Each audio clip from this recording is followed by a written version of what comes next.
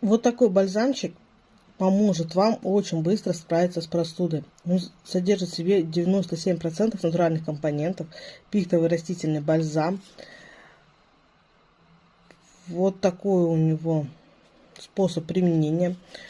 Наносите на ноги, на грудную клетку, если у вас есть кашель, на ночь, и с утра вы уже просыпаетесь здоровыми.